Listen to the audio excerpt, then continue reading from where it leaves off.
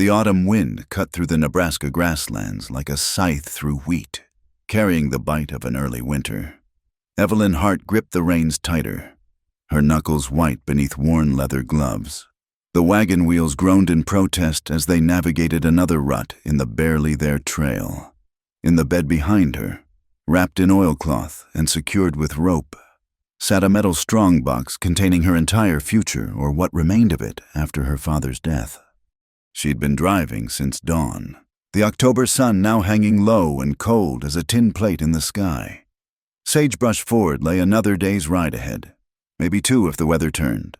The land stretched endlessly before her, brown grass rippling like water, broken only by the occasional outcropping of limestone that reminded her of her father's hands, rough, weathered, permanent. "Just get the papers filed, Evie," she muttered to herself, echoing her father's final words. "Water rights are everything out here. Without 'em, you got nothing but dust." The Larkspur River ran through what had been Heartland for nearly a decade, though calling it Heartland now felt like claiming ownership of a ghost. With her father gone and no brothers to speak of, she was just another woman alone on the frontier prey for anyone with a mind to take what wasn't freely given. The first rider appeared on the northern ridge like a buzzard spotting carrion. Then came the second from the east, and a third from behind. They converged slowly, deliberately, cutting off any escape route a less observant traveler might have considered. Evelyn's hand moved to the Winchester propped against the seat, but she kept it there, fingers barely touching the stock. 3 against 1 weren't odds that favored sudden movements. Afternoon. Miss. The lead rider, a man with tobacco-stained teeth and eyes like dirty ice, touched his hat brim in mock courtesy. His companions spread out, flanking the wagon. Awful lonely stretch of road for a lady to be traveling alone. "Not so lonely now," Evelyn replied, keeping her voice steady despite the fear crawling up her spine like cold fingers. The man's grin widened. "Name's Garrett. These here are my associates, Mr. Finch and Mr. Doyle. We're in the employment procurement business, you might say. Specifically, we're looking for enterprising young women interested in employment opportunities up north." "Mining camps," Finch added with a laugh that sounded like gravel in a tin cup. "They pay real good for, companionship." Evelyn's jaw tightened. She'd heard of these men recruiters. They called themselves, though slavers was more accurate. They prowled the territories, looking for desperate women, runaways, anyone who wouldn't be immediately missed. "I have business in Sagebrush Ford," she said, "legal business that won't wait." "Legal business." Garrett leaned forward in his saddle, eyeing the wagon bed. "That wouldn't happen to involve water rights, would it? Because I heard tell that old Hart finally kicked off. Left his daughter with some mighty valuable papers. Baron Crow might pay handsomely to know where those papers ended up." Before Evelyn could respond, something whistled through the air. Garrett's hat flew off his head, a neat hole punched through the crown. The 3 men wheeled their horses, hands going for guns, searching for the source of the shot. "I'd think real careful about those guns." The voice came from everywhere and nowhere, carried on the wind like smoke. Then he materialized from the tall grass not 30 yards away, a man who seemed part of the land itself, rising from the earth like he'd been born from it. Lakota, by the look of him. Though he wore a mix of traditional dress and frontier clothing, his rifle rested easy in his hands, aimed with the casual precision of someone who never missed. "Ghost Hawk," Doyle breathed, his face going pale beneath trail dirt. "Chayton Red Elk," the warrior corrected, though his expression suggested he'd answer to either name. "And you boys are on Lakota hunting grounds. The Treaty of '68 says—" "Treaty's toilet paper," Garrett spat, though he kept his hands visible. "This here's open range." "Is it?" Chayton's smile held no warmth. "Because from where I stand, looks like you're surrounding a woman traveling alone. My mother taught me that makes you no better than coyotes. And we shoot coyotes." "There's 3 of us," Finch pointed out, trying to sound braver than he looked. "We're 3 of you," Chayton agreed. A rifle shot cracked from the rocks to the west, and Finch's saddle horn exploded in a shower of leather and wood. His horse reared, nearly throwing him. "My cousin Hawkeye gets bored easily. Next one won't be a warning." Garrett's eyes darted between Evelyn and the Lakota warrior. "This ain't your concern. Indian. Everything on this land is my concern." Chayton took a step forward. "Especially vultures circling something that don't belong to them. Now, you boys got a choice. Ride north, real far north, or we find out how many bullets it takes to make buzzard food. Your call." The 3 men exchanged glances. Pride warred with preservation, but preservation won. Garrett gathered his ruined hat, jamming it on his head despite the ventilation. "This ain't over," he promised, glaring at Evelyn. "Baron Crow's got a long reach and a longer memory. You'd best think about his offer 'fore you reach town." They wheeled their horses and rode hard north, dust clouds marking their retreat. Chayton watched until they disappeared over the rise, then lowered his rifle. From the rocks emerged another warrior, younger, with a grin that suggested he'd enjoyed the encounter far too much. "You missed the saddle horn," Chayton observed. "You were aiming for his canteen." "Wind," Hawkeye shrugged. "Besides, the horn made a better point." Evelyn found her voice. Thank you, though I had the situation under control." Chayton's eyebrow rose. "Did you, 3 men, 1 rifle, and nowhere to run? That's what you call control. I've faced worse odds." "Have you now?" He approached the wagon, moving with the fluid grace of someone comfortable in their own skin. Up close, she could see the scar tissue along his left thigh, old wounds that spoke of past battles. And what would Evelyn Hart be doing out here alone with a strongbox that's got Baron Crow's interest? She startled. "How did you—" "Your father carved tombstones," Chayton said simply. "Good man. Fair, carved markers for Lakota the same as white folks. Never charged extra for the distance. Sorry for your loss." The unexpected kindness threatened the walls she'd built around her grief. "He's been gone 3 weeks now." "And you're heading to file the water rights before Crow can steal them." It wasn't a question. Smart. Also dangerous. Those 3 will circle back once they think we're gone. "Then I'd better keep moving. In the dark, with a storm coming." He gestured west, where clouds piled like black wool against the horizon.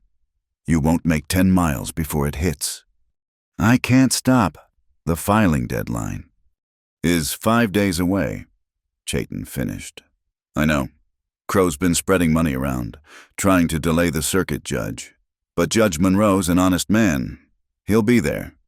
Evelyn studied him, this warrior who seemed to know too much about her business. "Why do you care?" "Because Baron Crow diverts water from Lakota lands, too. Because he brings men like those 3 to prey on anyone weaker than himself. Because—" He paused, something flickering across his features. "Because I owe your father a debt." "What debt?" "He carved a marker for my sister. No charge. Said no parent should pay to bury a child." The words came flat, matter of fact, but she heard the pain beneath them. "Let us escort you to Sagebrush Ford. The storm will pass by morning." Pride wanted to refuse. Practicality knew better. "I don't need charity." "Not charity. Trade." Chayton's smile returned, smaller but genuine. "You know the legal words for filing water claims. I know the trails that'll get you there alive. Fair exchange." Thunder rumbled in the distance, and the first fat raindrops spattered the dust. Her father always said pride made poor armor against bullets or weather. She nodded once, sharply. "Fair exchange." Hawkeye whooped, already turning his horse. "There's a box canyon 2 miles south. Good shelter, running water." As they set off, Evelyn noticed how Chayton positioned himself between her wagon and the northern horizon, where danger had retreated but not disappeared. The storm broke in earnest as they reached the canyon, rain hammering down like judgment. But for the first time since her father's death, she didn't feel entirely alone. The tin strongbox sat secure beneath the oilcloth, holding papers that meant survival or surrender. Tomorrow would bring its own battles Baron Crow, his bought lawman, the indifferent machinery of legal systems that rarely favored the small against the mighty.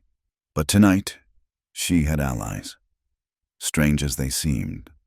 The wind howled through the canyon like a living thing, but the rock walls broke its teeth. Somewhere in the growing darkness, a hawk cried once wild, defiant, free. It sounded like hope. Sagebrush Ford squatted on the plains like a mud dauber's nest, all brown angles and necessary ugliness. The main street, such as it was, ran barely 3 blocks before petering out into prairie. Wooden sidewalks kept boots above the worst of the mud, though after last night's storm, the distinction between street and swamp had largely vanished. Evelyn guided her wagon down the main thoroughfare, acutely aware of the eyes tracking her progress. Chayton rode alongside, his presence drawing stares both curious and hostile. In a town where the law bent like heated iron to the strongest hand, a Lakota warrior escorting a white woman was bound to raise questions. "The courthouse is ahead," Chayton said quietly. The brick building with the flag. The flag in question hung limp as a bar rag, its colors faded to suggestions of red, white, and blue. A hand-lettered sign nailed to the courthouse door made Evelyn's heart sink. County Clerk Office closed by order of Deputy Hale. Official business suspended until further notice. "They knew you were coming," Chayton observed. Before Evelyn could respond, a scuffle erupted in the alley beside the courthouse. A young woman's voice rose in protest, followed by the deeper rumble of male laughter. Without thinking, Evelyn jumped from the wagon and rounded the corner. 2 men had a girl pressed against the alley wall, a girl who couldn't have been more than 16, with wheat-colored hair and terror in her eyes. One man held her wrists while the other fumbled with the reins of a saddled horse. "Please," the girl begged. "My father will pay whatever debt he owes. Please don't—" "Your daddy's credit ain't no good anymore. Mabel Pike," the man with the reins said. "But you'll fetch enough up north to clear his account with interest." Evelyn stepped forward. "Let her go." Both men turned, surprised. The one holding the girl Deputy Hale by the star on his vest smiled the way a snake might if snakes could smile. "Well now, if it ain't the Hart girl, heard you might be passing through." His grip on Mabel tightened. "This here's official business. Girl's father owes Baron Crow near $300. She's collateral." "Since when do we sell children to pay debts in America? Since when do women tell deputies how to do their job?" Hale countered. "Best move along. Miss wouldn't want you to miss your filing deadline on account of being arrested for obstruction." "Arrested? By whose authority?" The new voice came from behind Evelyn, female, cultured, with steel beneath the silk. A woman in a modest gray dress stepped into view, carrying herself with the unmistakable bearing of education. "Because last I checked, Deputy Hale, seizure of persons for debt payment violates both federal law and basic Christian decency." Hale's face darkened. "Miss Lark, should have known you'd stick your nose where it don't belong. My nose belongs wherever injustice rears its ugly head." Beatrice Lark, for that's who she had to be. The town's schoolteacher moved past Evelyn with surprising boldness. "Release the child immediately, or what you'll report me to Baron Crow." Hale laughed. "He signs my wages, woman." "Then I'll report you to Judge Monroe when he arrives." Beatrice's smile was sharp as glass. "I'm sure he'll be fascinated to learn about attempted trafficking of a minor." The standoff might have continued indefinitely, but Chayton chose that moment to enter the alley. He said nothing, simply leaned against the wall and began cleaning his fingernails with a knife that seemed to materialize from nowhere. The blade caught the light with each casual stroke. Hale's partner released Mabel so fast she stumbled. "Roy, maybe we should—" "Shut up, Clement." But Hale, too, had loosened his grip. "This ain't over, schoolmarm. You neither. Hart, Baron Crow wants to see you. Today, about them water rights. Tell Baron Crow I'll be filing my claim properly, through legal channels." "Legal channels?" Hale spat tobacco juice dangerously close to Evelyn's boots. "Ain't no legal channels when the courthouse is closed." "Actually," a mild voice interrupted, "I believe I can help with that." All heads turned to see a small, neat man in a travel-dusty black suit standing at the alley mouth. He carried a leather satchel and an air of unshakable authority. "Judge Isaac Monroe," he said pleasantly. "I arrived early. It seems, Deputy Hale, would you care to explain why the courthouse is locked during normal business hours?" Hale's mouth opened and closed like a landed fish. "Judge, we wasn't expecting you till Thursday." "Yes, I'm aware that's what certain parties hoped. However, justice keeps its own schedule." He turned to Evelyn. "Miss Hart, I presume your father spoke of you in his letters. If you have documents to file, I'll take them directly." "Now wait just a minute," Hale protested. "You can't just—" "Can't I?" Judge Monroe's mild tone never changed, but something in his eyes made Hale step back. "I have federal authority to conduct territorial business as I see fit, unless you'd like to explain to a federal marshal why you're interfering." Evelyn fetched the strongbox from her wagon, hands trembling with relief. Inside the courthouse, Hale had unlocked it with suspicious speed. Judge Monroe set up temporary operations at a dusty desk. Beatrice Lark accompanied them, while Chayton stationed himself by the door. "Water rights for the Larkspur River," the judge murmured, examining the papers. "Everything appears to be in order. The doors burst open. Baron Silas Crow filled the entrance like a thundercloud given human form, tall, broad, dressed in black except for the silver watch chain across his vest. His eyes were the color of old ice, and they fixed on Evelyn with predatory focus. "Judge Monroe." He didn't bother with pleasantries. "I believe there's been a misunderstanding." "Oh." Miss Crow produced a document from his coat. "Samuel Hart owed me considerable money. This note, signed by him, pledges the Larkspur water rights as collateral, due in full upon his death." Evelyn's blood turned cold. "That's impossible. My father never—" "Never borrowed money, never faced desperate times." Crow's smile was winter wind. "Examine the signature. Judge, compare it to the papers Miss Hart just filed. You'll find they match." Judge Monroe studied both documents carefully. The silence stretched like taffy. Finally, he looked up. "The signatures do appear similar." "No." Evelyn stepped forward. "My father would never risk our water rights. Never."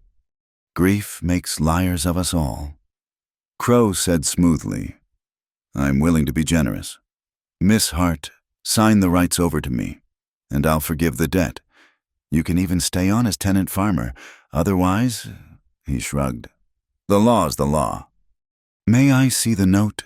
Beatrice Lark had been silent until now, but she moved forward with strange intensity. Crow's eyes narrowed. "I don't see how this concerns you, Miss Lark." "Education concerns me, Baron Crow, including education in recognizing authentic documents." She held out her hand. After a moment's hesitation, Crow passed her the note.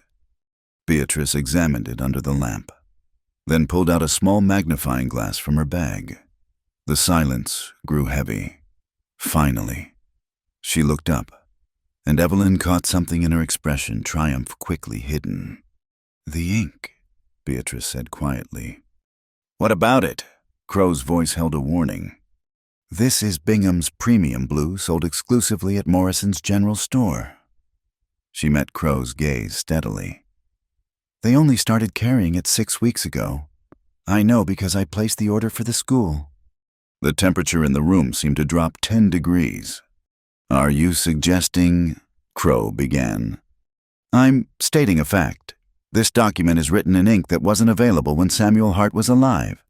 Beatrice set the paper down carefully. Whatever this is, Mr.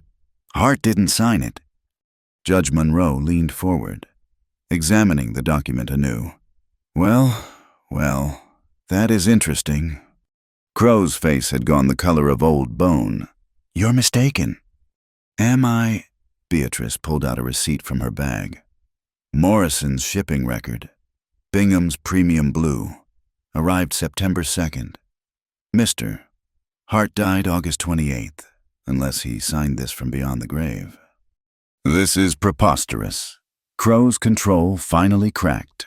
You'd take the word of a schoolteacher over a forged document? Yes. Judge Monroe's mild manner had turned to steel. Miss Hart, I'll file your water rights immediately. As for this, he held up the fake note. I'll be keeping this as evidence. Forgery is a federal crime. Baron Crow. Crow stood slowly, his size making the gesture menacing. You're making a mistake. Judge, all of you. The only mistake, Chayton said from the doorway, would be threatening a federal judge in front of witnesses. The two men locked eyes, old hatred meeting new defiance. Finally. Crow turned on his heel. 10 days, he said over his shoulder. The final hearing is in 10 days. We'll see who owns what then. His gaze lingered on Beatrice with something that might have been recognition pain. Then he was gone. Deputy Hale scrambled after his employer, leaving an awkward silence. Well, Judge Monroe said finally, that was educational. Miss Hart, your temporary claim is filed. The final hearing will indeed be in 10 days. I suggest you prepare thoroughly. Thank you, Evelyn managed, though her knees felt weak. As they emerged into the sunlight, Beatrice touched her arm. Be careful. Baron Crow doesn't accept defeat gracefully. How did you know about the ink? Something flickered across the schoolteacher's face. I make it my business to know everything that happens in this town. Knowledge is protection. Then you'll know he won't stop. None of them will. No, Beatrice agreed. They won't. She glanced at Chayton, who was studying the roof lines with professional interest. You'll need allies. More than you have. What are you suggesting? Beatrice smiled, but it didn't reach her eyes. There's a reason Baron Crow looked at me that way. A reason he hesitated when I demanded to see that document. She straightened her modest dress. Someday, when we know each other better, I'll tell you that reason. For now, just know you're not alone in wanting to see justice done. She walked away before Evelyn could respond, leaving questions hanging in the air like smoke. Chayton moved closer, his presence steadying. She's hiding something, he observed. Everyone's hiding something out here. Evelyn replied, the question is whether her secrets help us or hurt us. Only one way to find out. He gestured to where young Mabel Pike stood with her father, both looking shaken but grateful. We need somewhere safe to plan. My people's camp isn't far. Evelyn nodded, her mind already racing. 10 days to prepare for a fight that would determine everything. 10 days to uncover whatever game Beatrice Lark was playing. 10 days to stop Baron Crow from stealing not just her water, but her future. The strongbox felt heavier as she lifted it back into the wagon. Inside, the papers rustled like whispered promises or threats. Either way, the real battle had just begun. The Lakota winter camp nestled in a bend of the Little Medicine Creek like a secret whispered between hills. Smoke from cooking fires rose straight in the still afternoon air, and dogs announced the approaching party long before they crested the final ridge. Evelyn had expected hostility, perhaps suspicion. What she hadn't expected was the quiet dignity with which she was received. Chief Ten Bears stood waiting outside his lodge, a man whose years had carved wisdom into every line of his face. He wore traditional dress mixed with trader's goods, a blanket coat over leather leggings, eagle feathers and gray-streaked hair that spoke of battles both won and lost. Ghost Hawk returns, he said in English, his voice carrying the rumble of distant thunder. with guests who flee the shadow of the crow. Chayton dismounted, helping Evelyn from the wagon. Uncle, this is Evelyn Hart. She stands against Baron Crow. And this, he gestured to the small party that had grown during their exit from town, is Miss Beatrice Lark, Dr. Edwin Price, and young Mabel Pike with her father Walter. The chief's eyes lingered on each face, reading stories written in worry lines and trail dust. Those who oppose the crow are welcome at our fire. Come, we have much to discuss. The lodge was warm, scented with sage and sweetgrass, as they settled onto buffalo robes. Evelyn found herself between Beatrice and Dr. Price, a thin, nervous man who joined them at the edge of town, claiming Crow had threatened him for treating injured workers without payment. Tell me, Ten Bears said after the pipe had made its ceremonial round, why does the crow circle so hungrily? Evelyn explained about the water rights, the forged document, the 10-day deadline. As she spoke, other members of the band filtered in warriors, elders, women with watchful eyes. When she mentioned Crow's control of water sources, angry murmurs rippled through the gathering. He diverts the streams. A warrior named Standing Elk confirmed. Builds his wooden snakes to carry water to his mines. Our hunting grounds grow dry. The buffalo move farther each season. It's worse than that. Beatrice spoke for the first time since entering the lodge. She had been silent during the ride, clutching a leather satchel as if it contained her life. Now she opened it, pulling out ledgers and documents. I've been collecting evidence for 3 years. Baron Crow isn't just stealing water. He's stealing people. The lodge fell silent. Even the fire seemed to pause in its crackling. Explain, Ten Bears commanded. Beatrice's hands trembled slightly as she opened the first ledger. Young women disappear from the territory. Daughters of debtors, mostly. Some are sent to mining camps. Yes, but others... She pulled out a shipping manifest. They're sold further west, San Francisco, Seattle. The ships carry them like cargo. You're talking about Dr. Price couldn't finish the sentence. Slavery by another name, Beatrice confirmed. And it's not just white women. Native women have been vanishing too. From this band, Standing Elk's face darkened. My cousin's daughter. 3 moons ago, we found tracks leading to Crow's land, but his men shot at our search party. Her name, Sarah Crowfeather, 15 winters. Beatrice flipped through pages, then stopped. Her face went pale. Sarah Crowfeather, listed here as S. domestic servant, transferred to California Holdings. She looked up, eyes bright with unshed tears. She's alive, or was 2 months ago. The reaction was immediate. Warriors reached for weapons. Women cried out. And Ten Bears had to raise his hand for silence. When it came, his voice was iron. How do you come by this knowledge? Teacher of children. Beatrice straightened, seeming to gather courage from some inner well. Because Baron Silas Crow is my father.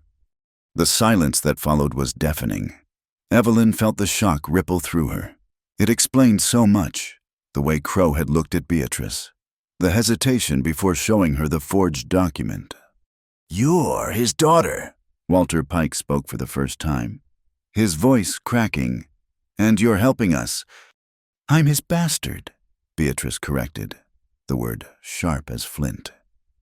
Born to a saloon girl he discarded when she became inconvenient. He acknowledged me just enough to ensure I'd be educated, couldn't have ignorant blood polluting his legacy, but never enough to claim me publicly. Why help us? Chayton's question was soft but pointed. Because I've watched him destroy lives for 28 years. Because he had my mother committed to an asylum when she asked for support. Because... Her voice broke slightly. Because I teach children who disappear in the night, and I can't save them alone. Ten Bears studied her for a long moment. Truth walks a hard path. You risk much. I risk everything, Beatrice agreed. If he discovers what I've taken, what I know. She didn't need to finish. Then we'd better make sure he doesn't find out. Evelyn said, "What else is in those ledgers?"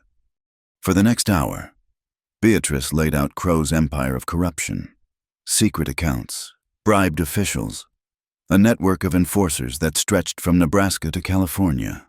The wooden flumes that diverted water were just the visible part beneath lay a web of human trafficking, illegal land grabs, and murdered competitors. "The federal marshals, Doctor?" Price asked hopefully. "He owns 2 of them," Beatrice replied. "The others are spread too thin to investigate properly. We need irrefutable proof, delivered to authorities he can't buy." "Judge Monroe seems honest," Evelyn offered. "He is, but judges interpret law, they don't enforce it. And in 10 days, Crow will have an army of lawyers arguing that your water rights are invalid based on some technicality he's inventing as we speak." "Then we need our own proof," Chayton said. "These ledgers are copies. The originals are in his safe at the Double Bar Crown Ranch." Beatrice pulled out a hand-drawn map, along with correspondence that would see him hanged if it reached the right hands. "You're suggesting we steal them?" Walter Pike looked horrified. "I'm suggesting we recover evidence of kidnapping and murder," Beatrice corrected. "There's a difference." 10 Bears had been quiet, but now he spoke. "This touches my people. Sarah Crowfeather's family. Her mother weeps each night." He looked at his warriors. "Those who wish to ride against the Crow may do so." Several men immediately volunteered, including Standing Elk and Hawkeye, but 10 Bears raised his hand again. "Not in anger, in wisdom. Ghost Hawk will lead, for he knows both worlds." He turned to Evelyn. "You fight for water that gives life. We fight for our stolen daughters. Our paths run together now." "There's something else," Beatrice said. She pulled out a survey map marked with red ink. "The flume system. Crow's been building it for 5 years. Diverting water from federal lands, tribal territories, everywhere. But there's a weakness." She pointed to a spot on the map marked Black Crow Bridge, a massive wooden trestle that carried the flume across Skeleton Canyon. "This is the choke point. All the stolen water passes through here on its way to his mines. If something happened to this bridge..." "The whole system fails," Chayton finished. "The water returns to its natural course." "It would take weeks to rebuild," Beatrice confirmed. "Maybe months. Long enough for legal challenges to work through the courts." "You're talking about destroying private property, Doctor," Price said nervously. "I'm talking about removing an illegal construction on federal land," Beatrice replied. "I have the original survey maps. That bridge has no right to exist." Evelyn felt something stir in her chest. Hope. Maybe, or the first taste of real rebellion. "When?" "The night before the hearing," Beatrice said. "Crow will be in town with his lawyers. Security will be focused there, but we'll need precise timing, good intelligence, and..." She hesitated. "Someone will need to get into the ranch house for those documents." "I'll go," Evelyn said immediately. "No." Chayton's response was sharp. "You're the one claiming water rights. If you're caught..." "If I'm caught, Crow wins anyway. But I know buildings. My father was a stonecutter. Remember, I learned to read blueprints before I could read books." "I know the house," Beatrice added quietly. "I lived there, briefly, before my mother's departure. I can draw you floor plans. Show you the safe's location." Walter Pike cleared his throat. I done some work at the ranch. Carpentry. I know the servants' routines, the guards' patterns." Everyone looked at him in surprise. "I'm not proud of taking Crow's money," he continued, flushing. "But a man does what he must to feed his family. Now maybe that knowledge can serve better purpose." 10 Bears nodded slowly. "Each brings gifts to the circle. The teacher brings knowledge. The healer brings mercy. The daughter of stone brings courage. The warriors bring strength. And the carpenter brings craft." He looked at each of them. "But what binds us together? Justice? Evelyn said. Survival, Chayton countered. Family, Standing Elk added, thinking of his cousin's daughter. All these and more. 10 bears agreed. We are drops of water, alone easily consumed by the sun. Together, we become a river. As if in response to his words, snow began to fall outside. The first real storm of the season. It would make travel harder, but also cover tracks. Evelyn watched the flakes drift past the lodge opening and thought of her father, of the water rights locked in their tin box, of all the stolen daughters whose names filled Beatrice's ledgers. We have 6 days to prepare, she said, to learn each other's strengths, plan every detail. She looked around the circle of unlikely allies, Lakota warriors. A disgraced doctor, a haunted schoolteacher, a guilt-ridden carpenter, and herself, a woman with nothing left to lose but everything to fight for. 6 days to become that river. 10 bears smiled then, the expression transforming his weathered face. Then we begin with food. Empty stomachs make poor conspirators. And you, Heart's daughter, will learn to read sign on more than stone. If you're to move through Crow's world like a shadow, you must think like the people who walk in darkness. As the women of the band brought in venison stew and fry bread, Evelyn felt the mantle of her old life slipping away. She was no longer just Samuel Hart's daughter, fighting for an inheritance. She was part of something larger, a resistance born of desperation, but strengthened by hope. Outside, the snow continued to fall, covering the paths that led to the camp. By morning, their tracks would be invisible, but the paths they were creating bonds of trust between peoples who'd been taught to fear each other. Those would endure. Beatrice caught her eye across the fire, and in the schoolteacher's gaze, Evelyn saw her own determination reflected. Whatever secrets still lay buried in Beatrice's past, whatever pain drove her to betray her father's blood, they were allies now. The storm howled beyond the lodge walls, but inside, plans took shape with each shared word. Each offered skill. 6 days to prepare for war. But tonight, they feast like family. The journey to Drybone Canyon took them through country that seemed forgotten by God and remembered only by the devil. Red rock walls rose like the ribs of some ancient beast, and the wind sang funeral songs through the gaps. Evelyn rode beside Chayton, her rifle across her saddle, trying to ignore how natural it felt to match his pace. "Smoke," Hawkeye said from his position as scout, pointing to a thin column rising beyond the next ridge. "Cook fire. Maybe 6, 7 men." They'd been tracking the transfer station for 2 days, following hints from Beatrice's ledgers and whispers from native women who'd escaped Crow's collectors. According to the records, a way station operated somewhere in these Badlands, a place where kidnapped women were held before being moved to the coast. "We go careful," Chayton decided. He turned to their small war party Standing Elk, 2 young warriors named Joseph Blackcloud and Thomas Greywolf, Dr. Price, who'd insisted on coming despite his obvious terror, and Evelyn. If there are captives, their safety comes first. They left the horses in a box canyon with Thomas Greywolf and crept forward on foot. The camp revealed itself slowly, a cluster of weather-beaten buildings hunched against the canyon wall like guilty thoughts. Guards lounged near the entrance, passing a bottle between them. 5 men visible, Standing Elk whispered. 2 by the door, 1 on the roof, 2 by the corral. "And inside?" Evelyn asked. "Only one way to know," Chayton replied.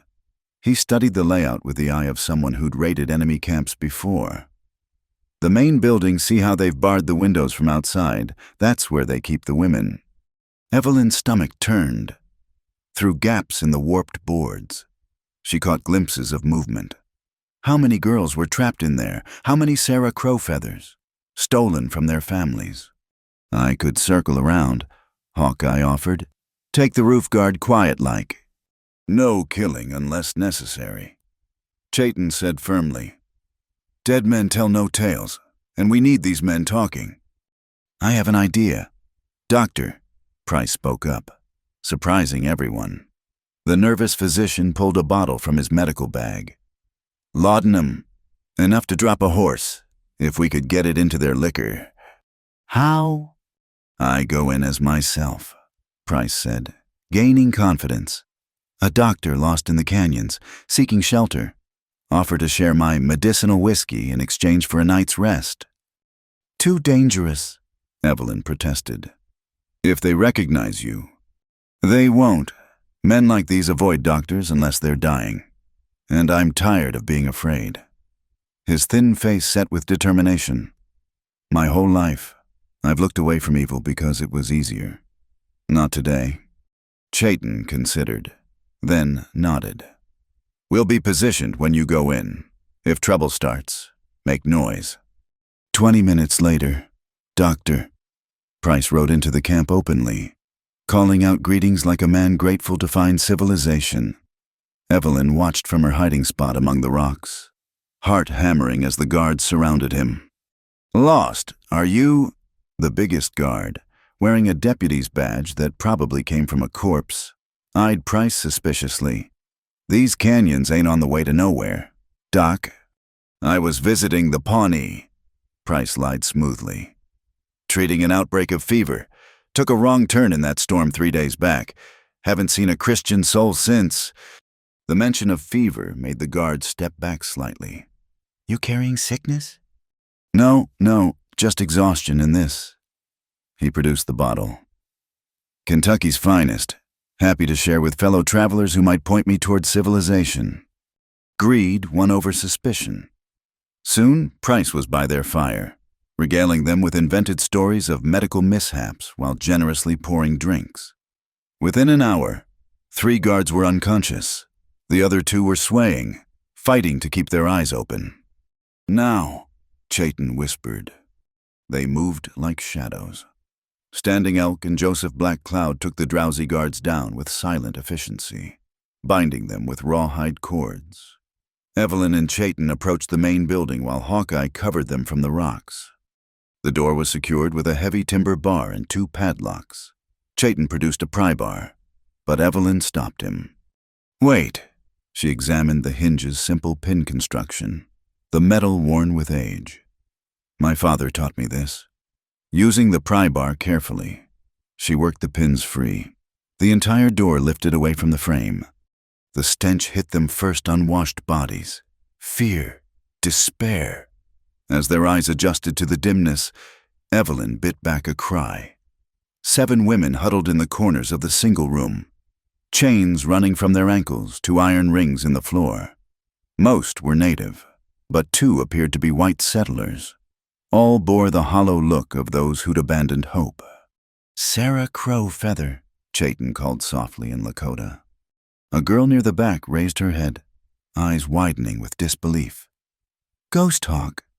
Standing Elk waits outside. Little sister, we've come to take you home. What followed was swift but careful work. Chayton broke the chains while Evelyn and Doctor.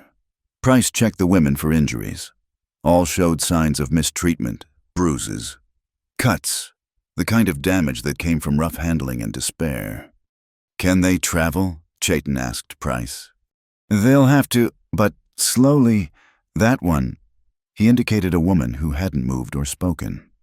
She's in shock, maybe pneumonia too. There are horses in the corral, one of the captives said. It was a white woman, perhaps 20. With defiant eyes despite her circumstances. They keep extras for the transfers. What's your name? Evelyn asked. Margaret Sullivan, taken from my farm near Scottsbluff. My husband tried to stop them. Her voice caught. They shot him for the trouble.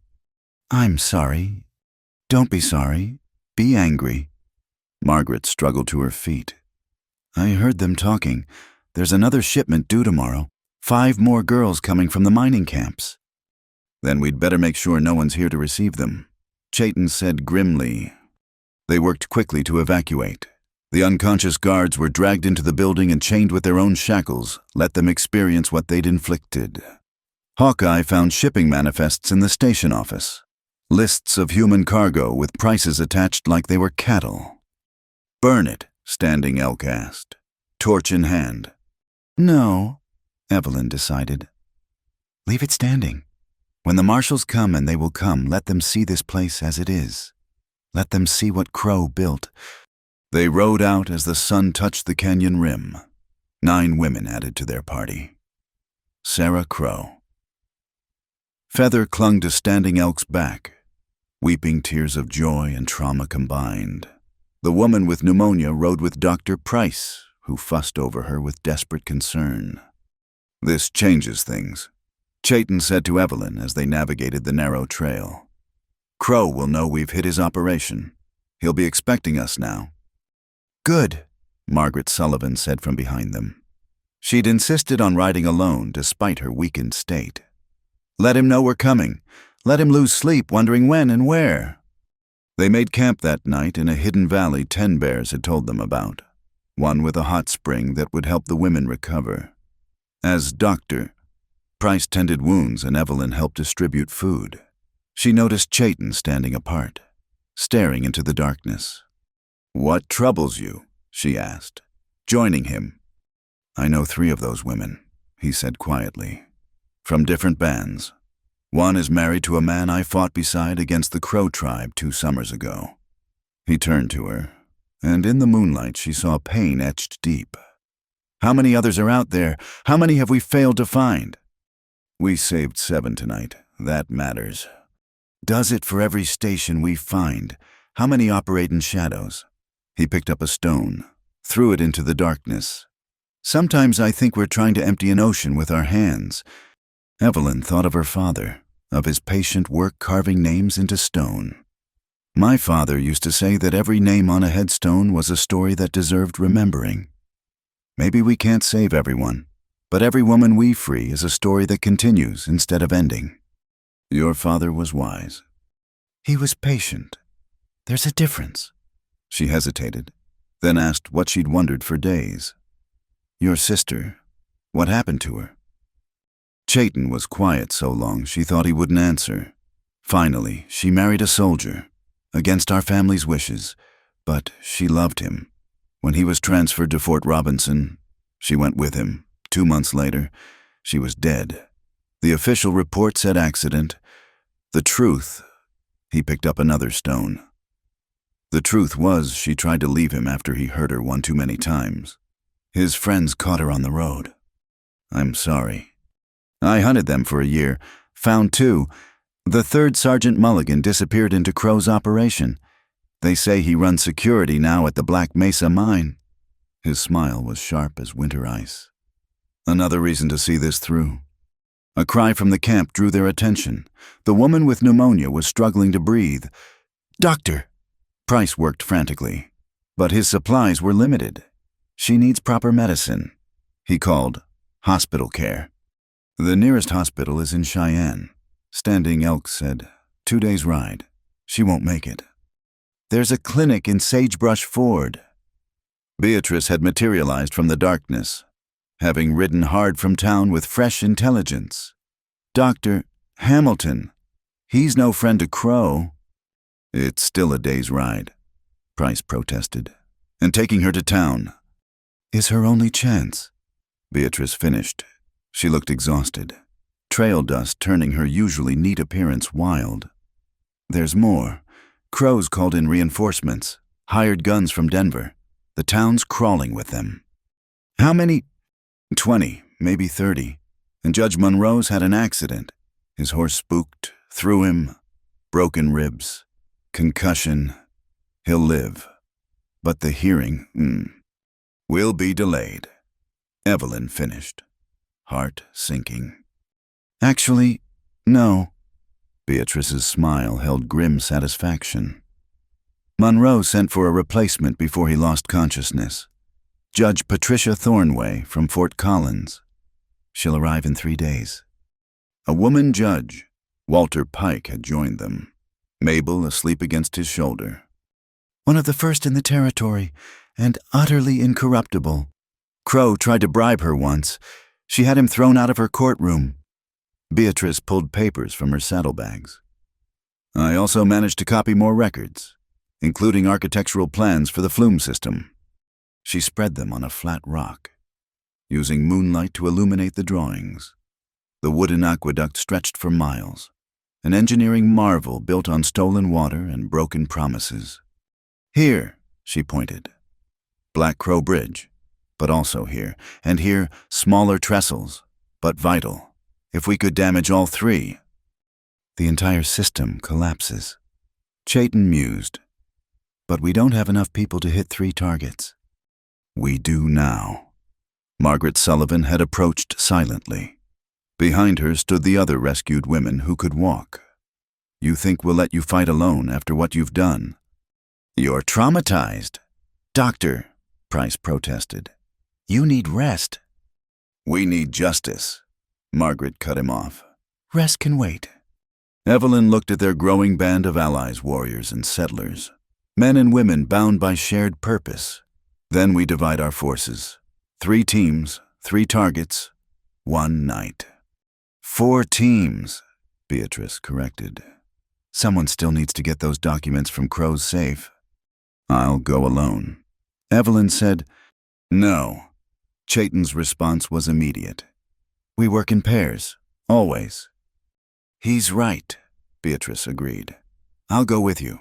I know the house. Remember, as they planned through the night, mapping routes and timing, Evelyn felt the weight of what they were attempting. In 3 days, they would strike at the heart of Crow's empire. Success meant freedom for the waters and justice for the stolen. Failure meant death or worse. The woman with pneumonia coughed wetly in her sleep. Doctor, Price holding her hand as if will alone could anchor her to life. Around the camp, rescued women slept fitfully, some crying out from nightmares.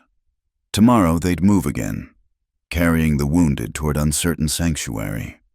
But tonight, under stars that watched without judgment, they were no longer victims. They were an army. The night sky hung over Black Crow Bridge like a shroud.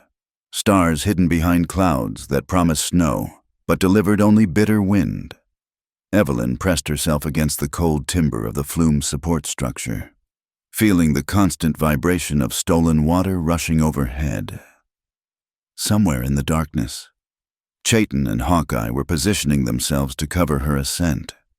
Remember, Beatrice had said during their final planning, the support beams are weakest where they join. A few strategic cuts, and physics does the rest. Evelyn hefted the bow saw Walter Pike had modified for the job lighter than normal. Teeth specially filed for speed over durability. It only needed to last 1 night. A wolf's howl echoed across the canyon Chayton's signal. The guards had passed on their patrol. She had maybe 20 minutes before they circled back.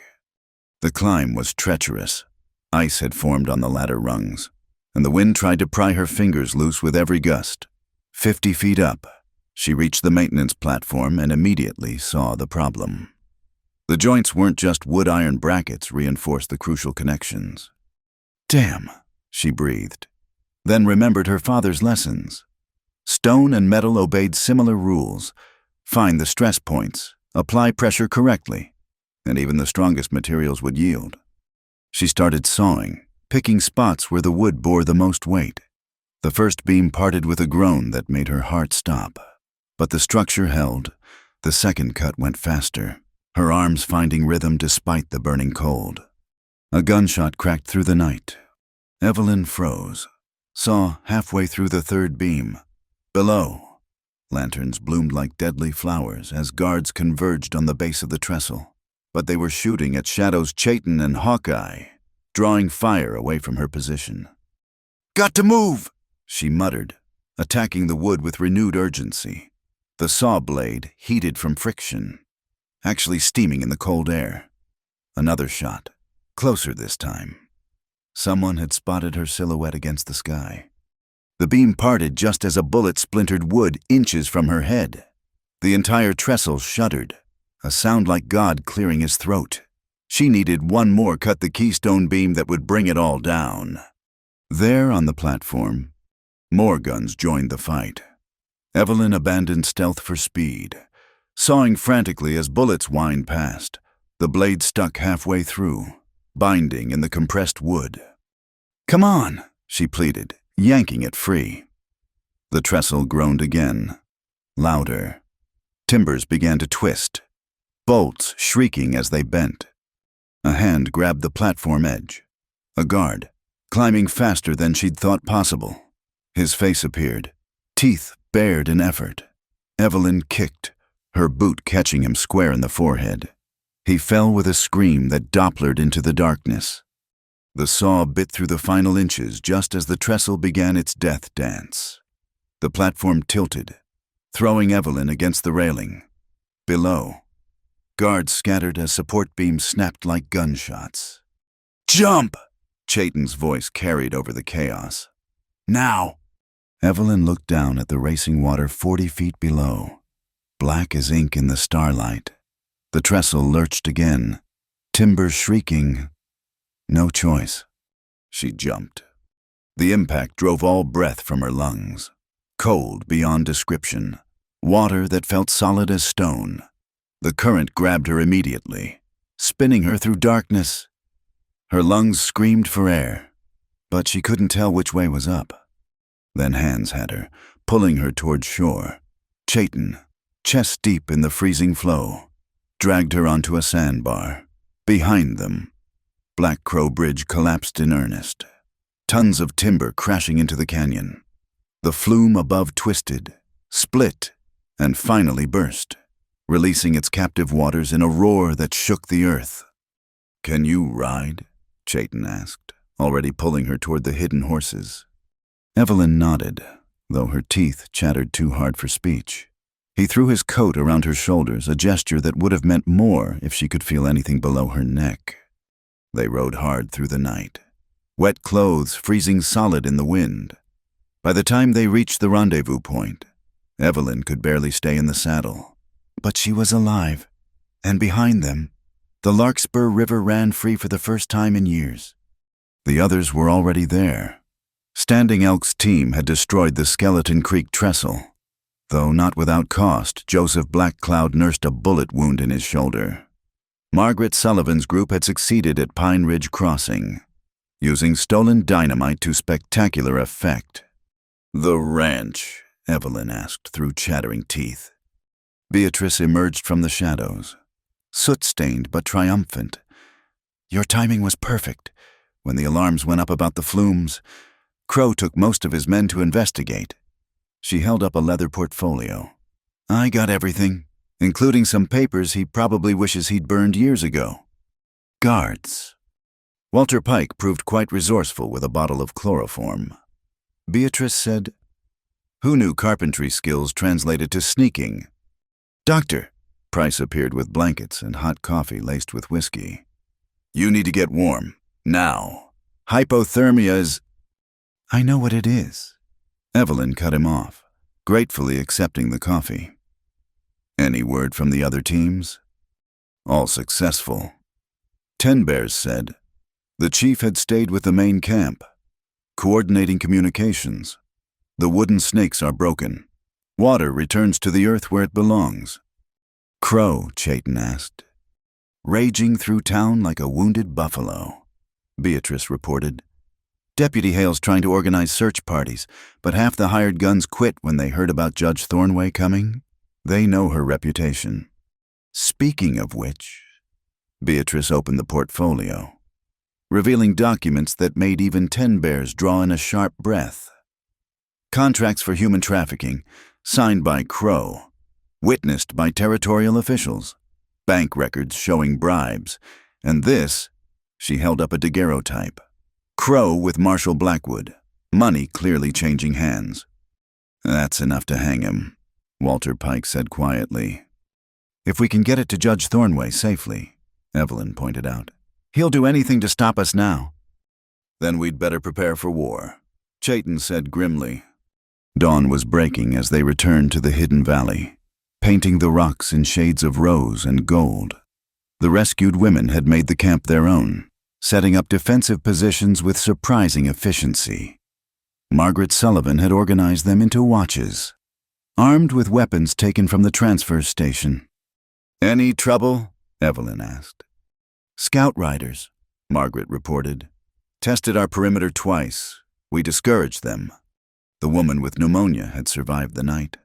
Dr. Hamilton from town having made a secret visit with medicines. She was awake now, propped against saddle blankets, watching the sunrise with wonder. "I thought I'd never see another dawn as a free woman," she whispered when Evelyn knelt beside her.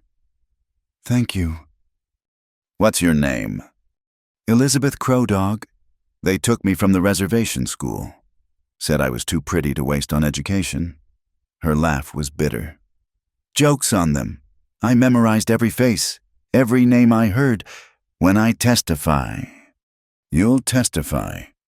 We all will," Margaret said, joining them. "Every woman here has a story that needs telling in court. Let Crow try to explain us away." As the camp stirred to life, Evelyn found herself beside the hot spring, finally warm again. Beatrice joined her, looking older than her years in the morning light. "Why?" Evelyn asked. "Really, why it can't just be about justice?" Beatrice was quiet for a long moment. "My mother died in that asylum, but not before she had another child, a son, Crow's legitimate heir." She laughed bitterly. "He keeps the boy locked away at a boarding school in Chicago. Insurance. He calls him in case something happens to his other sons." "Other sons? All dead now. Riding accidents, disease, one in a gunfight." Beatrice's smile was sharp. "Crow blood seems cursed to die young and violent. Except he doesn't know about the letters I've been writing his hidden heir, the truth I've been feeding him, document by document." "You're playing a long game." "The longest. Even if we fail here, that boy will grow up knowing exactly what his father is. And someday," she shrugged, "someday he'll inherit an empire built on blood, and he'll have the power to tear it all down." "What's his name, the boy?" "Samuel. I suggested it to the schoolmasters." Beatrice glanced at Evelyn. "After your father, a man who carved truth into stone. Seemed fitting." Before Evelyn could respond, Hawkeye appeared at a run. "Riders coming, lots of them!" The camp exploded into motion. Women grabbed rifles, men took defensive positions.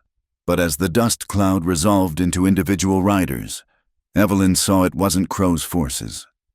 Judge Patricia Thornway rode at the head of a column of federal marshals, her black robes incongruous on horseback, but her bearing absolutely judicial. Beside her rode a man Evelyn recognized from newspaper sketches, Marshal James Donovan, incorruptible and utterly feared by the criminal element. "Miss Hart," the judge's voice carried absolute authority despite its feminine pitch. "I received some interesting telegrams about destruction of property and possible federal crimes. I thought it best to investigate personally." "Your Honor." Evelyn stepped forward. "We have evidence." "So I'm told." Judge Thornway dismounted with surprising grace. "Show me." For the next hour, they laid out everything. Documents, testimonies, the rescued women's accounts. Judge Thornway listened without expression, occasionally asking sharp questions that cut to the heart of matters. Marshal Donovan took notes in a precise hand. Finally, the judge stood. "Marshal, you'll take a detachment and arrest Baron Crow immediately. Charges of kidnapping, human trafficking, corruption of federal officials, and theft of water from federal lands." "What about the destroyed flumes?" Donovan asked. "What flumes? I see only illegally constructed impediments to natural waterways, now fortuitously removed by what I can only assume was seasonal flooding." Her expression dared anyone to contradict her. "Miss Hart, your water rights hearing will proceed tomorrow as scheduled. I trust you'll be there." "Yes, Your Honor." "Good. And Miss Lark, you'll want to be present when we open Crow's safe. As a witness, of course." As the federal party prepared to leave, taking the rescued women to safety and medical care, Judge Thornway pulled Evelyn aside. "Your father wrote to me once," she said quietly, "about water rights and justice. He was worried what would happen to this land when he was gone." She looked out over the valley, where free water now ran in streams that had been dry for years. I think he'd be proud. The judge mounted her horse and rode away, marshals flanking her like an honor guard. In the distance, Evelyn could hear the sound of the Larkspur River, running wild and free through its ancient channel. "Tomorrow it ends," Chayton said, moving to stand beside her. "No," Evelyn corrected. "Tomorrow it begins." The storm had come suddenly, driving them into the shallow cave where generations of travelers had sought shelter. Outside, dust and debris whirled in a devil's dance, turning day to twilight. Evelyn pressed against the rock wall, trying to steady her breathing as Chayton worked to clear the blood from a graze along his ribs, a parting gift from Crow's ambush an hour earlier. "Let me," she said, taking the cloth from his hands. Their fingers brushed, and she felt that spark again, the one she'd been trying to ignore for days. "It's nothing," he insisted, but didn't pull away as she cleaned the wound. The firelight played across the scars marking his chest and arms, each one a story written in flesh. "You could have been killed," she whispered. "When you stepped in front of me, I would do it again." His hand covered hers, stilling her ministrations. 1,000 times. The cave felt smaller suddenly, the storm outside forgotten. Evelyn became acutely aware of everything, the warmth radiating from his skin, the steady rhythm of his breathing, the way his dark eyes held hers without wavering. "I thought I lost you at the bridge," he continued, voice rough. "When you jumped, when the water took you." He stopped, jaw tightening. "I have lost too much already. I cannot lose you too." "You won't," she promised, though they both knew tomorrow's confrontation with Crow could make liars of them all. "We've come too far." "Have we?" His thumb traced the curve of her jaw, gentle as spring rain. "Sometimes I think we're dancing around something bigger than water rights or justice." Evelyn's heart hammered against her ribs.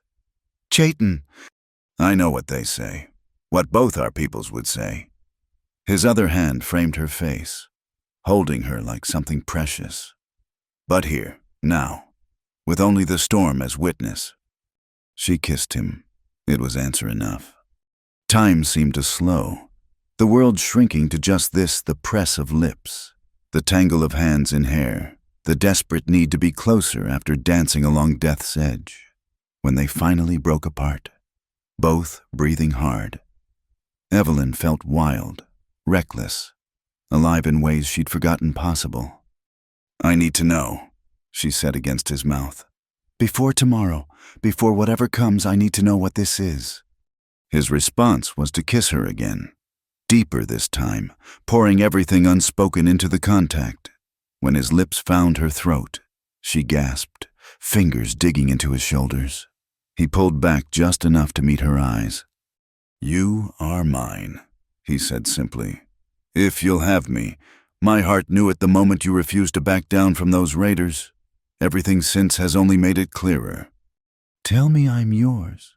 She pleaded. He marked her skin with every kiss and bite, gentle but possessive, leaving invisible claims that felt more permanent than any legal document.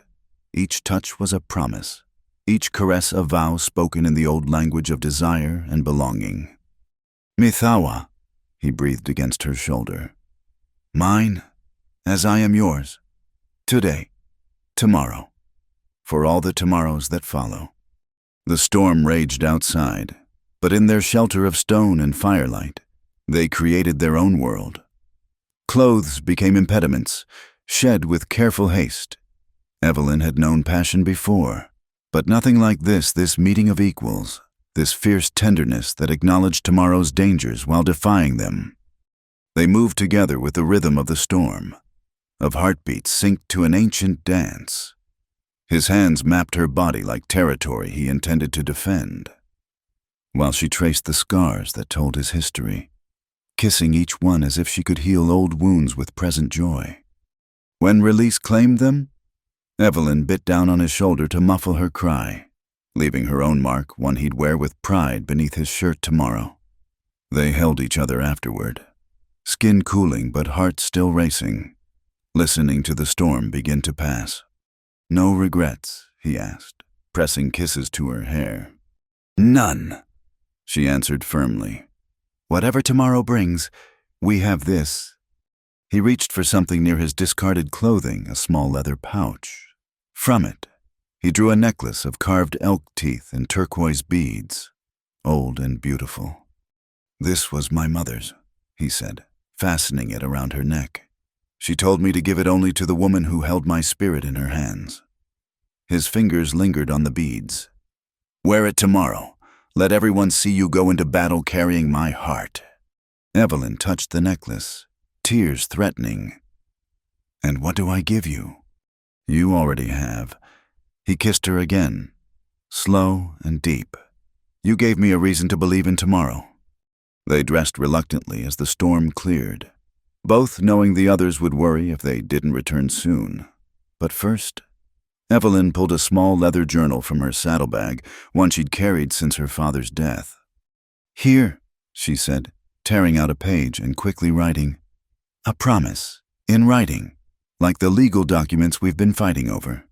She handed it to him with a shy smile. "My heart, transferred to your keeping, now and always, signed and witnessed by the storm." Chayton read it, then carefully folded the paper and placed it over his heart. "The most valuable document I've ever held." As they prepared to leave the cave, to return to their war council and tomorrow's battle, Evelyn felt changed. The woman who'd entered this shelter had been fighting only for her father's legacy. The woman leaving it had so much more to protect and so much more to lose. Beatrice was waiting when they returned, taking in their wind-wild hair and the new softness in how they moved around each other. She said nothing, but her small smile spoke volumes. "While you were gone," she reported, "all business. Marshal Donovan sent word. Crow's been arrested but made bail. He'll be at the hearing tomorrow with 3 lawyers from Denver." "Let him come," Evelyn said, unconsciously touching the necklace hidden beneath her collar. "We have truth on our side." "And each other," Margaret Sullivan added. Emerging from the shadows, the rescued women had been busy, weapons cleaned, ammunition counted, escape routes planned. "Whatever happens in that courtroom, we won't let him take you, any of you." "Doctor," Price appeared with his medical bag. "Let me check that graze. Chayton, no arguments, infection is a poor wedding gift." Chayton submitted to the examination while Evelyn felt heat rise in her cheeks at the doctor's knowing tone. Around them, their unlikely alliance prepared for what could be their final night together. Stories were shared, weapons distributed, plans refined. But through it all, Evelyn was intensely aware of Chayton's presence, of the secret they now carried between them like a sacred flame. When their eyes met across the fire, she saw her own thoughts reflected that whatever tomorrow brought, they had claimed this moment of joy from a world that seemed determined to deny it. 10 bears approached as the evening deepened, studying them both with ancient eyes. "The spirits were restless today," he said mildly. "But now they seem at peace. Strange how storms can clear the air." "Very strange," Chayton agreed, his tone utterly serious despite the smile tugging at his lips. The chief nodded. "Tomorrow, you face the enemy in his own territory. But remember, water always finds its way. No matter what barriers men build, truth is the same." He looked between them. "As is love. It flows where it will, caring nothing for the channels others would dig for it." With that pronouncement, he returned to the council fire, leaving them standing together under stars now visible through the clearing clouds. Evelyn slipped her hand into Chayton's, felt him squeeze gently in response. "Ready for tomorrow?" he asked. "Yes," she said, and meant it.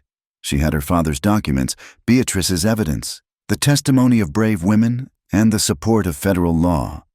But more than that, she had this connection that transcended everything their world said was impossible. Tomorrow, Baron Crow would deploy every weapon in his arsenal, but tonight, she was exactly where she belonged, with the people who'd become her chosen family and the man who held her heart. The necklace lay warm against her skin, a tangible reminder that she no longer fought alone. Whatever the dawn brought, she would meet it as a woman transformed by love, tempered by justice, and absolutely unwilling to surrender what she'd claimed as her own. The fire crackled. Conversations rose and fell, and somewhere in the darkness, a wolf howled not in threat, but in triumph. The very land seemed to sense the change coming, the shift in power from those who took to those who treasured. Tomorrow would tell the tale, but tonight was theirs. The canyon narrowed like a throat, ready to swallow them whole. Red walls rose on either side, carved by centuries of wind and water into shapes that looked like watching faces. Baron Crow had chosen his ground well, only one way in, no way out except through his men. "I count 15, maybe 20, Hawkeye reported from his scouting position. "They've got the high ground." Evelyn checked her rifle for the third time, trying to ignore how her hands wanted to shake. The hearing had been a trap. Of course, Judge Thornway mysteriously delayed. Crow's lawyers producing documents that would have taken weeks to verify. And then Deputy Hale's suggestion of settling matters privately at Crow's mining office with Marshal Donovan conveniently called away on urgent business. "We could go back." "Doctor," Price suggested, though his voice held no real hope. "Wait for proper authorities." "There won't be another chance." Beatrice cut him off. She clutched the evidence portfolio like a lifeline. "Crow's liquidating everything, moving his operations further west. By tomorrow, he'll be gone." "Then we go through." Chayton decided. He caught Evelyn's eye, and she saw her own determination reflected there. But smart, not altogether. The plan formed quickly. Two groups, one loud and obvious to draw fire, the other slipping through the chaos. Evelyn wanted to protest when Chayton put himself in the decoy group, but she knew better. He was their best fighter, their best chance of keeping Crow's men focused on the wrong threat. "Remember," he told her, pulling her aside for a moment, "whatever happens, get those documents to the federal courthouse. Promise me." "We both get through this," she said fiercely. "That's the only promise I'm making." He kissed her, quick but thorough, not caring who saw.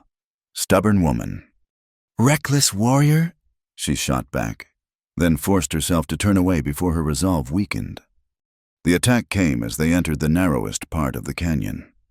Gunfire erupted from the rim, bullets sparking off rocks in showers of stone chips. Chayton's group scattered, returning fire while seeking cover. The thunder of guns echoed between the walls until it seemed the whole world was nothing but noise and death. Evelyn led her group Beatrice, Walter Pike, and 3 of the rescued women along the canyon's base, using boulders and shadow for cover. They'd made it halfway when a familiar voice froze her blood. Well, the Heart Girl, trying to sneak like a savage." Deputy Hale stepped from behind a rock formation, gun trained on them. Behind him, 3 more men emerged, all armed, all smiling like coyotes over a carcass. "Drop the weapons," Hale ordered. "Crow wants to talk, civilized like." Like he talked to those women he sold. Margaret Sullivan had appeared on a ledge above Hale, rifle steady. "I don't think so." The standoff stretched taut. Then Walter Pike did something unexpected, he laughed. "You know what, Hale? I'm tired of being scared." The mild carpenter raised his shotgun. "My whole life, I've stepped aside for men like you. Not today." The canyon exploded into chaos. Gunfire from multiple directions, shouts, the scream of ricochets. Evelyn dove behind a boulder as bullets chipped rock near her head.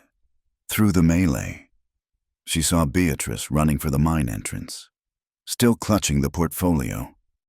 "Cover her!" Evelyn shouted, but her voice was lost in the din. Then she saw him, Baron Crow himself, emerging from the mine office with a rifle. His shot took Beatrice in the shoulder, spinning her around. The portfolio flew from her hands, papers scattering in the wind. No. Evelyn broke cover, racing for the documents. A bullet tugged at her sleeve, another kicked dirt by her feet. She grabbed what papers she could, stuffing them inside her coat. Evelyn Chayton's voice, raw with fear. She turned to see Hale drawing a bead on her, his grin triumphant. Time slowed. She saw Chayton running toward her, saw him leap between her and Hale's gun. The shot was thunderous in the enclosed space. Chayton jerked, stumbled, but kept coming. He crashed into Hale, both men going down in a tangle of limbs. "The charges!" someone screamed. "He's got blasting charges!" Evelyn saw Crow then, standing near a detonator box connected to bundles of dynamite placed around the canyon walls. His plan suddenly clear, bury them all. Blame a mining accident? Eliminate witnesses and evidence in one massive grave. "You lose, Miss Hart?" Crow called out, hand on the plunger. "A pity. You could have been reasonable." "Father..." Everyone froze. Beatrice, bloodied but standing, had dragged herself between Crow and the detonator. "You want to blow up your own daughter?" Crow's face went through a series of expressions. Shock, rage, something that might have been pain. "You're nothing to me. I'm your blood," Beatrice said steadily. "The child you never wanted but could never quite forget. Look at me, Father, really look. See Mother in my face before you murder me too." "Shut up!" But Crow's hand trembled on the plunger. "She loved you," Beatrice continued, tears cutting tracks through the dust on her face. "Even after you threw her away. She loved you. And God help me, I still hoped, even knowing what you are. I hoped one day you'd see me as more than a mistake." "You are a mistake," Crow roared. "A weakness I should have eliminated years ago." "Then do it." Beatrice spread her arms. "Kill your own daughter, add that to your sins. But know this, I've already won. Your legitimate heir. Your precious hidden son. He knows everything, every crime, every murder, every sold soul. He has copies of it all." Crow's face went white. "You're lying." "Samuel Crow, age 14. Chicago Industrial School." Beatrice smiled through her pain. "Bright boy. Writes beautiful letters. Asks such interesting questions about his family history." The Baron's control finally snapped. He lunged for the detonator, but Chayton was there first, wounded, bleeding from where Hale's bullet had caught him. The warrior still moved like lightning. His knife flashed, and the detonator cables parted. Crow screamed in rage, swinging the rifle like a club. Chayton dodged, but his wound slowed him. The stock caught him across the temple, dropping him to his knees. "Enough." The voice cracked like a whip. Judge Patricia Thornway stood at the canyon entrance, Marshal Donovan beside her. Behind them, a full company of federal troops, rifles trained on Crow's remaining men. "Baron Silas Crow," the judge announced, "you are under arrest for attempted murder, kidnapping, human trafficking, and treason against the United States government." "Treason," Crow sputtered. "Attempting to blow up a federal judge tends to be frowned upon," Judge Thornway said dryly. "I've been in that mine office for the last hour, Baron. Heard every word, saw every crime." The fight went out of Crow like air from a punctured bellows. He stood there, looking older than his years, staring at Beatrice with something that might have been regret. Then his face hardened again. "You've doomed yourself. Girl, my associates..." "Have already been arrested," Marshal Donovan interrupted. "Amazing what people will confess when facing federal charges." As soldiers moved in to secure the scene, Evelyn rushed to Chayton. He was conscious but pale, blood seeping through his shirt. "Told you," he managed, "to stay back." "And I told you we both get through this," she replied, pressing her hands against his wound. "Don't make a liar of me now." "Doctor," Price appeared, medical bag in hand, shooing her aside to work. Around them, the canyon became a scene of controlled chaos, wounded being treated, prisoners secured, Evidence gathered. Beatrice sat propped against a rock, Walter Pike holding a cloth to her shoulder. She watched her father being led away in chains with eyes that held no triumph, only sadness. "I'm sorry," Evelyn said, sitting beside her. For what? This was always how it would end. Beatrice winced as Pike adjusted the bandage. "At least now those women will have justice. The waters will run free, and somewhere in Chicago, a boy will grow up knowing the truth. Will you contact him, your brother?" "Half-brother," Beatrice corrected automatically. Then sighed, "Maybe. When he's older. When I figure out what to say." She looked at Evelyn. "What will you do now?" Evelyn glanced at where Chayton was arguing with Dr. Price about needing to stand up. "Build something new. The water rights are mine, ours. The land needs healing, but so do the people. Maybe we can do both." Judge Thornway approached, looking somewhat worse for wear, but grimly satisfied. "Miss Hart, I'll need you to testify at the trials. All of you. But I can confirm that your water rights are upheld, and any claims by Crow Industries are null and void." "Thank you, Your Honor." "Don't thank me. Thank your father for keeping such meticulous records, and thank Miss Lark for having the courage to stand against blood." The judge studied the scene: federal soldiers, Lakota warriors, rescued women, all working together in the aftermath. "You know, I've presided over a lot of cases. Never seen anything quite like this. Enemy and ally united by common cause." "Maybe that's the lesson," Margaret Sullivan said, helping one of Crow's wounded men drink water. "When the real enemy shows itself, old divisions don't matter as much." As the sun began its descent, painting the canyon walls in shades of gold and crimson, Evelyn helped Chayton to his feet. His wound was serious, but not fatal, Doctor. Price had seen to that. "So," he said, leaning on her just enough to make contact necessary, "you own the water now. What's a warrior to do with himself?" "I might have some ideas," she said, "starting with helping me figure out how to share water rights with the tribal lands. Seems I'll need an advisor who understands both worlds." "Just an advisor." His hand found hers. "Among other things," she allowed, smiling despite everything. Deputy Hale was being dragged past in chains, cursing steadily. He caught sight of them and spat. "Won't last. A white woman and a savage. People won't stand for it." "Then people will have to learn," Evelyn shot back. "The world's changing. Hale, you just proved it. All your hate and violence couldn't stop justice. Couldn't stop us." As they made their way out of the canyon, Evelyn looked back once. The scene of so much violence looked almost peaceful in the fading light. Tomorrow there would be trials, testimony, the long work of rebuilding. But today, they'd won something precious, not just water rights or legal victories, but proof that different peoples could stand together against tyranny. Chayton's arm tightened around her as they walked. No regrets. She thought of her father, of the legacy he'd left her.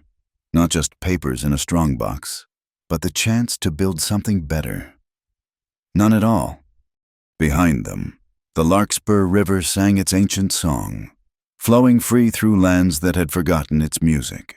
Soon, that water would bring life back to places gone barren, just as truth had brought justice to those who'd thought themselves beyond its reach. The war was won. Now came the harder task: building the peace.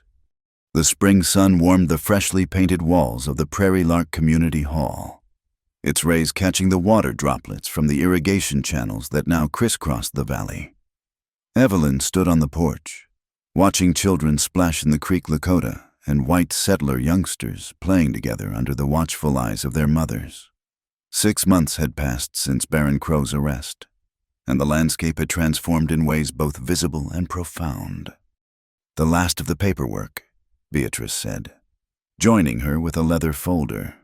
Her arm still carried stiffness from the gunshot wound, but she'd healed well. Judge Thornway approved the final water-sharing agreements. Officially, the Larkspur River belongs to everyone now. Evelyn accepted the documents, running her fingers over the official seals. Father would have loved this. Equal access for all tribal lands, settlers, even the mining companies that agree to fair practices. Speaking of mining, Doctor, Price approached, looking healthier than he had in years. Running the community's new clinic had given him purpose. The former Crow workers want to form a cooperative. They're asking about water rights for a small operation, nothing like before, just enough to make an honest living. Have them present their plan to the council, Evelyn suggested. If 10 Bears and the other leaders approve, we'll find a way. The council had been Chayton's idea, equal representation between the Lakota bands and the settler families. Decisions made by consensus rather than force. It hadn't been easy at first. Centuries of mistrust didn't vanish overnight, but necessity had a way of building bridges that ideology couldn't. "Riders coming!" Hawkeye called from his perch on the water tower, a new addition that stored river water for the dry seasons. "Looks like Margaret's group." Margaret Sullivan had taken over the former transfer station, converting it into a waypoint for women fleeing dangerous situations. With federal backing and donations from as far as San Francisco, she'd created a network of safe houses throughout the territories. Today, she arrived with 3 new residents and news from the outside world. "The trials are finished," she announced, dismounting with practiced ease. Crow got life in federal prison, Hale and 14 others, 20 to 30 years each. A cheer went up from those gathered, but Margaret raised her hand. "There's more.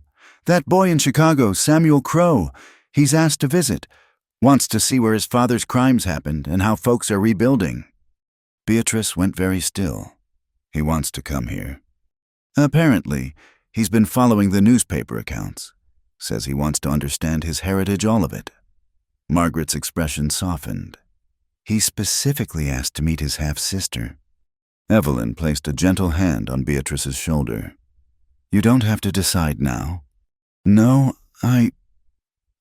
Beatrice took a breath. "I'll meet him. He deserves to know there's more to the Crow name than greed and violence. Maybe together we can redeem it." The school bell rang another of Beatrice's projects. She'd expanded from the single classroom in Sagebrush Ford to 3 buildings throughout the valley, teaching children in both English and Lakota. The sight of students streaming out, mixing freely regardless of heritage, was perhaps the greatest victory of all. "Mrs. Hart." A young Lakota woman approached shyly. It took Evelyn a moment to recognize Sarah Crow Feather, healthy now and helping Margaret with the safe house. "Mrs. Hart, I wanted to thank you again for everything." "No thanks needed. Sarah, we all saved each other." "Still," Sarah smiled. "My mother sends this." She handed over a beautifully beaded shawl. "For your wedding gift. She says it carries prayers for many children and much happiness." Evelyn felt heat rise in her cheeks. The wedding was still 2 weeks away, but preparation had consumed the entire community.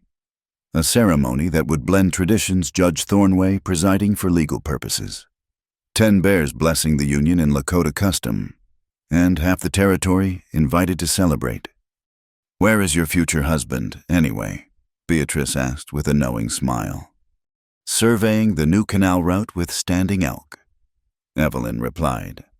"They want to extend water access to the drought-prone sections near Skeleton Ridge." "Always working," Margaret observed. "You two are going to build an empire of a different sort out here." "Not an empire," Evelyn corrected. "A community. There's a difference." As if summoned by the conversation, Chayton appeared on the horizon, riding with Standing Elk and several other men, even from a distance. Evelyn could see his smile when he spotted her. The scar from Hale's bullet was hidden beneath his shirt, but she knew it was there, a reminder of how close they'd come to losing everything. He swung down from his horse and crossed to her, not caring about propriety or the amused looks from onlookers. "The new canal route is perfect. We can irrigate another 1,000 acres, maybe more. And the tribal council approved it this morning." Your water management plan impressed even the skeptics. He tucked a strand of her hair behind her ear, a gesture both tender and possessive. Have I told you today how proud I am to stand beside you? Only twice, she teased. You're falling behind. Walter Pike emerged from the community hall, where he'd been overseeing construction of the meeting room expansion. His carpentry business had flourished in the rebuilding, and Mabel had started teaching younger children their letters at Beatrice's school. Kitchen's ready for the wedding feast, he announced, though Lord knows how we'll feed all them people planning to attend. The Lakota families are bringing buffalo, 10 bears said, joining the gathering. The chief moved slower these days, but remained sharp as flint. The settlers promised vegetables from the new gardens, and someone said there's a wagon of supplies coming from Fort Laramie, gifts from soldiers who remember Ghost Hawk's service. Speaking of gifts, Evelyn said, there's something else. She produced a letter from her pocket. From Washington. The Department of Interior wants to study our water-sharing model. They're considering implementing similar programs throughout the territories. Politicians learning from us, Hawkeye laughed. Will wonders never cease? As the afternoon wore on, more people gathered. The familiar evening ritual began: shared meals, children playing, stories exchanged between cultures that were slowly learning to see each other as neighbors rather than enemies. Beatrice organized the children for their evening lessons, teaching them songs in both languages. Doctor Price tended to a settler woman's sick infant while her Lakota neighbor held her hand. Margaret's newest refugees joined the communal kitchen duties, already finding their place in the growing tapestry. It's not perfect, Chayton observed quietly, standing with Evelyn as they watched their community. There are still those who hate what we're building, who want the old ways back. There always will be, Evelyn agreed. But look at what we've already done. 6 months ago, this was impossible. Now it's just life. The sun began its descent, painting the sky in shades of rose and gold. The Larkspur River caught the light, transformed into a ribbon of liquid fire along its banks. The new irrigation channels spread like veins, carrying life to lands that had thirsted for too long. Your father's monument arrived, Chayton said suddenly. I had them place it where the river bends, where he used to fish. Evelyn's throat tightened. What does it say? Samuel Hart, stonecutter, father, dreamer. His vision flows on. Chayton pulled her closer. Seemed fitting. Perfect, she whispered. As stars began to appear in the darkening sky, 10 bears called for attention. The old chief stood before the assembled community, his voice carrying the weight of years and wisdom. When waters are divided, all thirst. When they flow together, all drink deep. He looked across the mixed gathering, red and white, young and old, former enemies now building something new. This place, Prairie Lark, proves what the ancestors knew. We are not separate streams, but one river, flowing toward tomorrow. He raised a cup of spring water, and others followed suit. To those who fought, to those who fell, to those who choose to build rather than destroy, and to the wedding that will bind not just 2 hearts, but 2 peoples in hope. The toast was drunk with enthusiasm, followed by music fiddles mixing with drums, creating a sound unique to this place and time. Children danced without caring about the color of their partner's skin. Adults shared stories of the battle at the canyon, already becoming legend. Plans were made for the new clinic, the expanded school, the growing network of canals that would make the desert bloom. Evelyn found herself by the river as the celebration continued behind her. Chayton joined her, as she'd known he would. Together they watched the water flow, constant and eternal, indifferent to human divisions but essential to all life. Any regrets? He asked, echoing his question from that night in the cave. She turned to him, seeing in his face all their tomorrows, the challenges they'd face, the children they'd raise, the community they'd continue building. How could I regret the path that led me to this? He kissed her then, under stars that had witnessed hatred and hope in equal measure. When they parted, she saw their reflection in the water. Two people who'd found each other across a divide that many said couldn't be crossed. 2 weeks, she said. Then it's official. It's already official in every way that matters, he replied. The ceremony is for them, not us. Behind them, their community celebrated imperfect, sometimes fractious, but bound by shared struggle and common purpose. The prairie lark community would face challenges in the years to come. There would be droughts and disputes, those who couldn't accept change and those who wanted it to come faster. But tonight, as water flowed free and former enemies shared bread, anything seemed possible. The sun had set on Crow's empire of exploitation.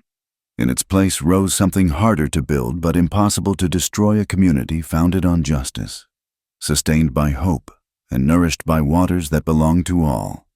Evelyn took Chayton's hand, and together they walked back to their people, their home, their future, behind them. The Larkspur River sang its ancient song, a melody of permanence and change, of endings that become beginnings, of love that flows like water, finding its way around every obstacle, wearing down the hardest stone, bringing life to all it touches. The Wild West was changing, one river, one heart, one community at a time. And in a valley where water ran free and children played without fear, the future had already begun. Thank you so much for joining me on this incredible journey through the Old West. I hope you enjoyed following Evelyn and Chayton's story of love, justice, and community. I'd love to hear where in the world you're listening to this tale. Please share in the comments below so we can connect and discuss your thoughts about their adventure. If you enjoyed this story, please subscribe to Wild West Night for more epic tales of the frontier. Hit that like button to help others discover this story. And don't forget to click the hype button to spread these Western adventures to even more listeners around the world. Until next time, partners, keep riding toward the horizon.